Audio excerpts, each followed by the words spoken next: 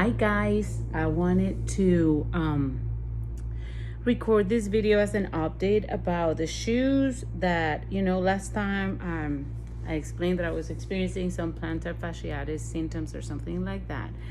And just wanted to share with you what I've done.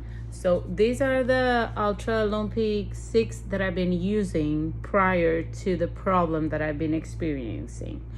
So, I had a lot of very awful pain in my heels. I think I've always kind of have suffered of this because now makes sense to me when I look back and some of the pains and aches that I've had after a hike. I realized that, my heels have been a weak point for me, but now, I didn't know it was plantar fasciitis or anything like that. I haven't been diagnosed medically by this, but a lot of hikers have told me these are exactly the symptoms you get with plantar fasciitis. And, I have my insoles here, and this is what I've used. I use them in recently in a lot of trails. Especially I did one that was about 10 miles long, which is what I'm expecting to do daily on the JMT. And they worked really fine. I was fine, some pains, but I think they're normal pains. I didn't think about anything really different. But so this is what I've been using. I've got all kinds of feedback from fellow hikers to REI employees. I mean, this is like a love or hate kind of situation with the Ultras. I still believe these have been the best shoe for me so far. But because the Hokas were recommended for so many people, I decided to give it a try. I don't have a lot of time to try this, test them before the hike. I would hate to have something severe happen to me in the middle of the hike. So I was really hesitant about trying or, just thinking about changing shoes at this time that is so close to my hike. But I wanted to give it a try because if this was working, I'd probably consider that. So I went with the Hokas, the Speed Goats that were so recommended to me. I don't know. I felt them. They didn't feel right on my feet when I went to REI. So I tried the Stinson 6. I know there's a longer name for this and I can remember. Forgive me for this, but these are the Hokas that I bought, the Stinson 6. I know there's a word in between, but So this shoe, right off the bat, when I tested them, tried them on the store, I felt like I was walking on clouds. Amazing cushioning, great support. I felt great, kind of big, and I was concerned, like super tall and wide, like the sole. So, when you are walking out there, if you're a little clumsy like I am, you can step into rocks and stuff like that and not calculate the width of a shoe. But I did this hike right before I started my trip on my way to Texas. On the road right now. I tried them on a hike. I did 6 miles in a trail that has a lot of rocks and it's go ups and downs, and I thought it was a perfect trail to test these, and I walked for 6 miles. On mile 5 I started having really bad pain again, so I didn't feel it was a great improvement. Of course, it can be that I'm already injured, so I'm not going to blame it on the shoe, but I was expecting it to be a little bit different. Maybe it was great, don't get me wrong. The softness and the cushioning of this shoe is amazing. One thing that I didn't like, there were a few things, but one thing that really I didn't like was that it was hot. My feet were sweating inside the shoe. And even though I use smart wool socks and, all these things, I didn't like that.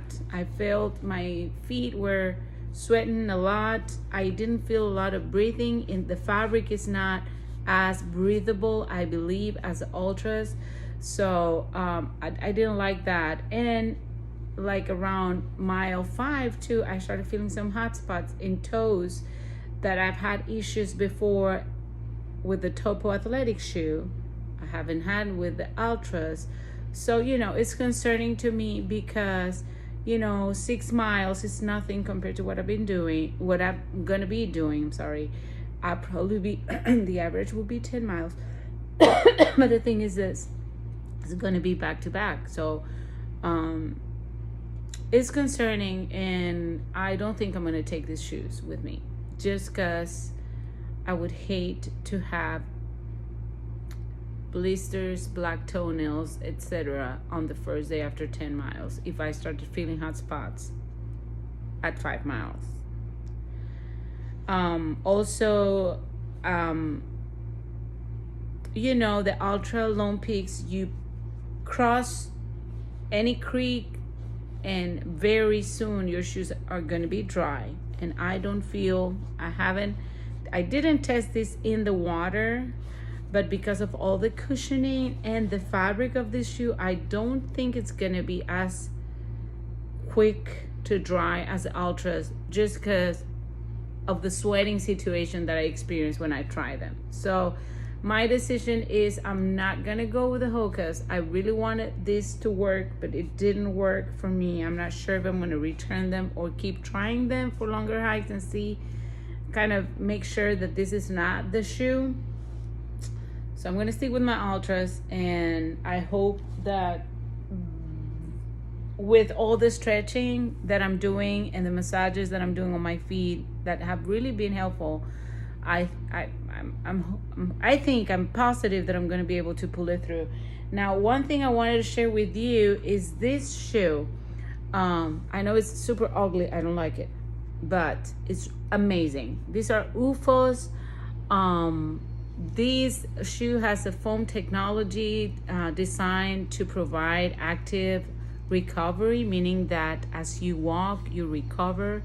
The foam is amazing, and what I've been doing since I started having all these pains, I've been massaging and stretching my feet, and never be barefooted. I've been using these at home or any time that I'm not hiking, and I don't have any pain when I'm walking on these shoes. So I just want to share this with you because, I was looking for a camp shoe for this trail, and everybody used Crocs. Don't like them. I use Chacos, but they're super heavy. I was looking for something, and I've been looking at this. I've been exploring this brand with all the active recovery foam thing, and they came up with this design especially for backpackers and hikers or travelers. You can clip them on your backpack. They're really light. They're 12 ounces, both of them. This is a women's size 8, I think. Yes, because I ordered 9 and they were big. These are 8s for women. They weigh 12 ounces, and these are really amazing. And I like the fact that it was designed especially for us, for hikers and backpackers. As you can see, it has a lot of breathing. It's a little bit of warm inside too, but I like the fact that it provides a lot of support. If I need to maybe cross a creek or something and I don't want to get my shoes and my socks wet, it's easy. It has Velcro here, so you can adjust it to your feet, and it has all these holes, so it will drain the water quickly, and it's really comfortable, like amazing. I cannot recommend this enough. And well, I wanted to share that with you. This is the situation, so I'm going to be wearing my Ultras, and for my camp shoes I'm going to be wearing the UFOs. And thank you for following along. I just wanted to give you this update because I know last time I went on a video, I explained my intentions of trying the Hokas. So thank you for everybody that has given me some feedback and has helped me to make this decision, and see you around. Bye.